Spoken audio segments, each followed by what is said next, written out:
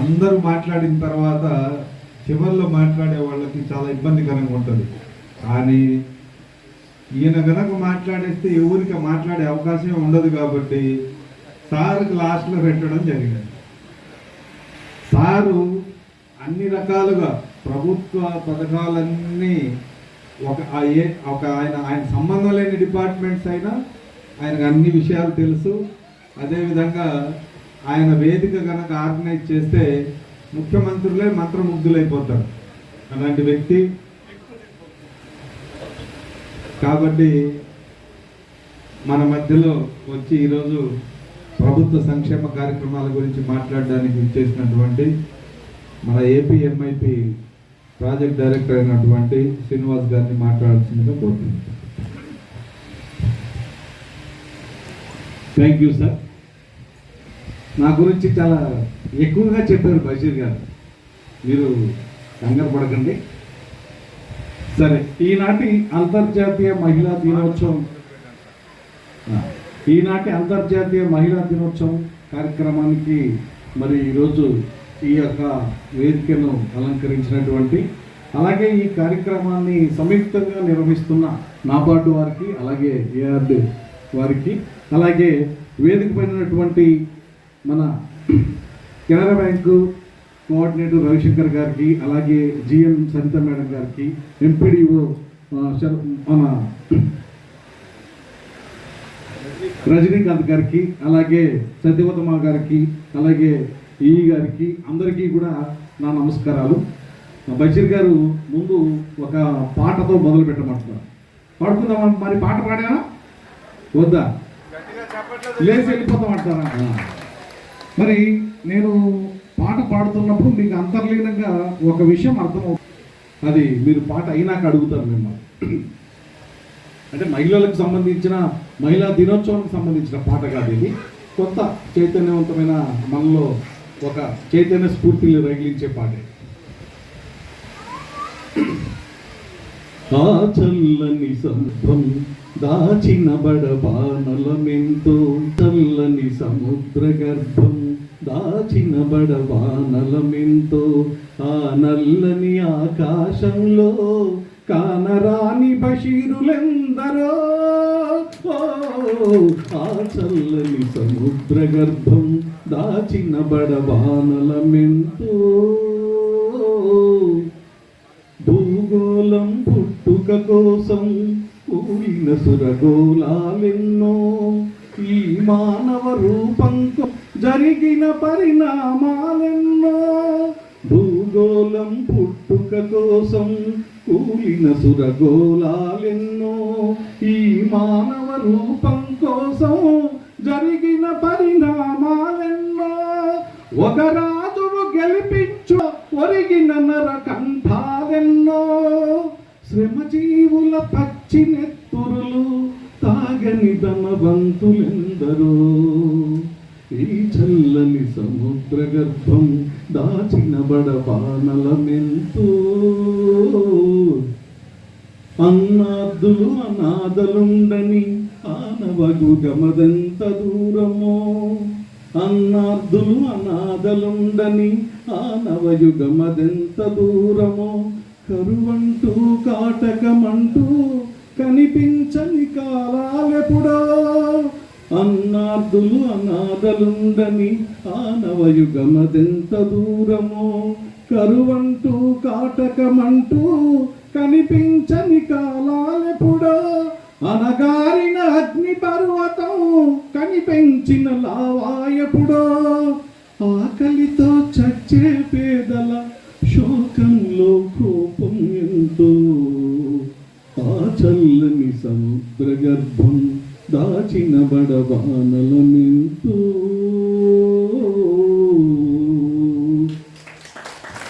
Thank you.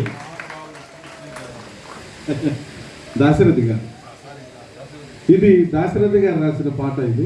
ఇది మన స్వాతంత్రోద్యమం సమయంలో ఆ యొక్క స్వతంత్ర ఉద్యమకారులు పాడుతూ వచ్చారు. ఇప్పుడు మనం కొన్ని విషయాలు మీతో చర్చించి నేను ముగిస్తాను. ఏమిటి అంతర్జాతీయ మహిళా దినోత్సవం అంటే?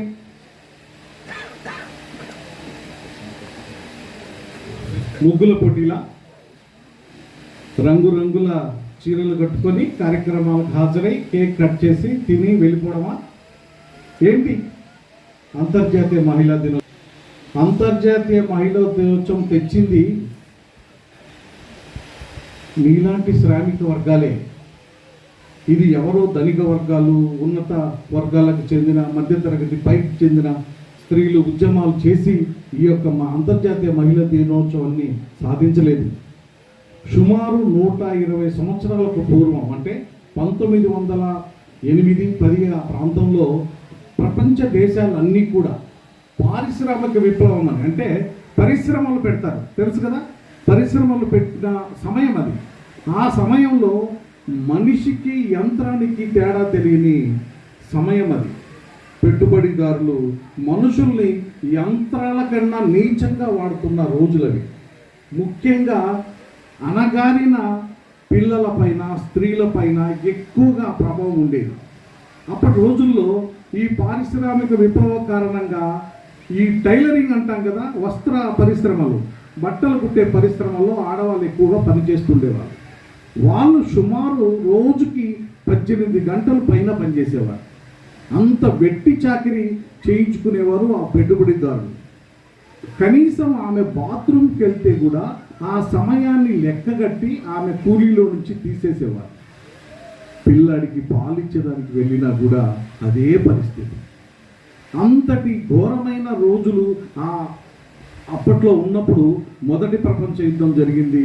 ఆ పరిణామం క్రమంలో స్త్రీలు, పిల్లలు ఎంతో ఇబ్బందులకు గురయ్యాయి. ఈ ప్రకారంగా చైనా, సోషలిస్టు దేశాల్లో కార్ల్ మార్క్స్ ప్రభావము, కమ్యూనిజం ప్రభావం వల్ల కొన్ని ఉద్యమాలు రేచాయి. ఉద్యమాల ఫలితంగా మరి ఈ యొక్క 1910లో కొన్ని ప్రపంచ దేశాలు, చాలా ప్రపంచ దేశాలు కలుసుకొని 100 మంది ఆడవాళ్ళ ప్రతినిధులతో ఒక సభను ఏర్పాటు చేసుకొని మహిళల సమస్యల పట్ల, మీకు తెలుసో లేదో అప్పట్లో ఆడవాళ్ళకు ఓటు హక్కు కూడా లేదు. ఆడవాళ్ళకు ఓటు హక్కు కూడా లేదు. మీరు ఊహించడం కూడా కష్టమే. వాళ్ళకు ఎలాంటి హక్కులు లేవు. వాళ్ళకు ఎలాంటి వేతనం సంబంధించిన ఈ యొక్క హక్కులు పొందేదానికి కూడా అవకాశం లేదు. అలాంటి రోజుల్లో 1975 అనుకుంటాను, ఐక్యరాజ్య సమితి మనకు ఒక తీర్మానం తయారు చేసి మార్చి 8న ఈ యొక్క ప్రపంచ అంతర్జాతీయ మహిళా దినోత్సవాన్ని ఏర్పాటు చేసుకోవాలని తలంపుతో ప్రతి సంవత్సరం ఒక థీమ్ తోటి ఆ యొక్క అంతర్జాతీయ మహిళా దినోత్సవాన్ని జరుపుకుంటున్నాం. ఇది దీనికి వెనుకున్న చరిత్ర. ఇది మనకు కనుమరుగైపోయి ఇది కేవలం ముగ్గుల పోటీలుగానో లేకపోతే ఏదైనా అందమైన మనం వస్త్రాలంకరణ చేసుకొని కార్యక్రమాలు నిర్వహించుకోవడము, లేకపోతే ఇంకొక రకంగా ఇది రాబోయే రోజుల్లో మన వాళ్ళకి దీని యొక్క చరిత్ర తెలుసుకునే అవకాశం కూడా పోతుంది.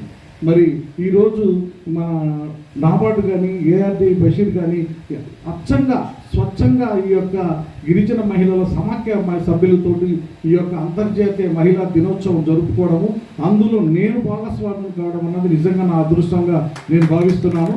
ఎందుకంటే అసలైన మహిళలు, అసలైన శ్రామికులు, అసలైన లబ్ధిదారులు, అసలైన వారసులు మీరు ఆ అంతర్జాతీయ మహిళా దినోత్సవానికి, మరెవరో కాదు. ఎక్కడో కేకులు కట్ చేసుకొని సంబరాలు చేసుకోవడం అన్నది ఫోటోల కోసమో లేకపోతే పత్రికల్లో వార్తలు రావడం కోసమో చేస్తారు. కానీ ఈరోజు ఒక మంచి సదుద్దేశంతో బషీర్ గారు ఈరోజు మా లాంటి డిపార్ట్మెంట్ వాళ్ళని కొందరిని ఇక్కడికి పిలిపించి మీ డిపార్ట్మెంట్ తరఫున ఏమేమి కార్యక్రమాలకు మా గిరిజనులకు ఇస్తారు, మా గిరిజనులు ఏ ఏ కార్యక్రమాలు అందుకోవడానికి అర్హత కలిగిన పథకాలు మీ దగ్గర ఉన్నాయి అన్నప్పుడు నిజంగా నేను చాలా ఉత్సాహపడ్డాను. ఈరోజు మీ అందరికీ కూడా ఒక పవర్ పాయింట్ ప్రజెంటేషన్తో చూపిద్దాం అనుకున్నాను, కానీ ఈ ప్రాంగణం వీలు పడదు, ఎందుకంటే కనిపించదు మీకు. నేను స్క్రీన్ మీద బొమ్మ వేసినా కూడా అది చూడలేని పరిస్థితి. కాబట్టి మరొకసారి ఆ అవకాశాన్ని నాకు ఇస్తానన్నారు బషీర్ గారు. కాబట్టి ఈరోజు మరి ఈ అంతర్జాతీయ మహిళా దినోత్సవం సందర్భంగా చాలామంది వక్తలు మాట్లాడారు. ముఖ్యంగా సరిత మేడ గారు మాట్లాడారు. చదువు మీరు దేన్నైనా విస్మరించవచ్చు, దేన్నైనా వదిలేయచ్చు, కానీ మీ పిల్లల చదువును వదిలేస్తే వాళ్ళు మళ్ళీ మీలాగే మారతారన్న సంగతి గుర్తుపెట్టుకోండి. చాలామంది గిరిజనులు మనకు కనిపిస్తున్న ప్రధాన సమస్య మీరు చదువుకోవడం పక్కన పెడితే మీ పిల్లల్ని ఇంత ఈ యొక్క నవయుగ సమాజంలో కూడా మన పిల్లల్ని చదివిద్దామనే స్ఫూర్తి లేకుండా మీరు నిర్లక్ష్యంగా మీ పిల్లల భవిష్యత్తును పాడు చేస్తున్నారు. మీ పిల్లలకు మీరేం ఆస్తులు ఇవ్వద్దు, ఏమీ చేయొద్దు, వాళ్ళను చదివించండి. అది చాలు. ఆ చదివే వాళ్ళని నిలబెడుతుంది, ఆ చదివే వాళ్ళని ఇక్కడి దాకా తీసుకొస్తుంది, ఆ చదివే వాళ్ళను ఏ గొప్ప స్థానంలో కూర్చోవడానికి దోహదం చేస్తుంది. ఆ చదువు కానీ లేకపోతే వాళ్ళు మీలాగే మళ్ళీ మట్టి పిసుకుంటూ అట్లాగే అక్కడే ఉండిపోతారు. దయచేసి చదివించండి. ఎన్ని అవకాశాలు ఉన్నాయి. మీకు అనుకుంటారు మాకు దగ్గర డబ్బులు లేవు, తినడానికి కట్టుకోవడానికి బట్టలు లేవు, మేము ఎలా చదివించగలం? అది కాదు. ఈరోజు ప్రభుత్వాలైన వసతులు కల్పిస్తుంది. ఎన్నో గురుకుల పాఠశాలలు గిరిజనుల కోసం ఏర్పాటు చేస్తున్నారు. ఎన్నో రకాలైన మరి సదుపాయాలు ఉన్నాయి. ఎంత దూరం మీరు చదివిస్తే, ఎంత దూరం వాళ్ళు చదువుకుంటే అంత దూరం వెళ్ళే అవకాశం ఉంది. మీరు కేవలం వాళ్ళకు అండగా నిలబడ్డనే. ఈరోజు సత్యవతమ్మ గారు మొదటి నుంచి కూడా ఐటీడీఏ కోసం తప్పించారు, ఐటీడీఏ కోసం కావాలన్నారు. మా గిరిజనులకి ఎన్నో అవకాశాలు మాకు కల్పించండి ఎంతోమందిని ఈరోజు మరి ఐటీడీఏ రావడింది. ఈరోజు ఇన్ని జిల్లాలలో కూడా మరి ఐటీడీఏ 4 జిల్లాల పరిధిలో ఇక్కడ మనకు ఉందంటే మరి చాలా మంది గొప్ప మహనీయుల కృషి. అలాగే బాబు గారు నాబార్డు మనకు డీడీ గారు ఆయన చెప్పగానే మేము ఈ యొక్క కొన్ని కార్యక్రమాలను అమలు చేస్తున్నాం. ఆ కార్యక్రమాల్లో మీరు సభ్యులుగా రమ్మంటే వారు విశేషంగా మరి ఈరోజు పార్టిసిపేట్ చేస్తారు. అలాగే ఎంపీడీఓ రజనీకాంత్ గారు, అట్లాగే మాకు ఇక్కడ మా రవిశంకర్ గారు, వీరు మేము ఏదైనా బ్యాంకు లోన్కి సంబంధించిన పంపిస్తున్న ప్రపోజల్స్ అన్నా కూడా బ్యాంకులకి ఆయన తెలియజేస్తారు. ఇది మనం ముఖ్యంగా తెలుసుకోవాల్సింది. ఇకపోతే సూక్ష్మంగా మన కార్యక్రమాల గురించి వస్తే మీకు ఎన్నో అవకాశాలు ఉన్నాయి. రవిశంకర్ గారు అన్ని డీటెయిల్డ్గా చెప్పారు. అందులో ఒకటి వదిలేస్తారు నా కోసం అనుకుంటా బహుశా. ప్రధానమంత్రి సూక్ష్మ ఆహార శుద్ధి పరిశ్రమల క్రమబద్ధీకరణ పథకం నోరుతుంది కదా, ఒకసారి చెప్పండి. ప్రధానమంత్రి సూక్ష్మ ఆహార శుద్ధి పరిశ్రమల పథకం అంటే PMFME అంటారు ఇంగ్లీష్లో. అది ఇంగ్లీష్ పదం మొదలైంది. అర్థమైంది మీకు? ఆహార శుద్ధి పరిశ్రమలు అంటే ఏవైనా చిన్న చిన్న తినుబండారాలు తయారు చేసుకునే మన ఇంట్లోనే, మనకి ఎక్కడైనా స్థలం ఉంటే అక్కడే. ఇప్పుడు మీకు సమోసా వచ్చిందా, తిన్నారా? ఆ సమోసా కూడా మీరు తయారు చేసి ప్యాక్ చేసి అమ్ముకోవచ్చు. దానికి కూడా సార్ ఇప్పుడు చెప్పారు డీడీ గారు, దానికి కూడా మనకు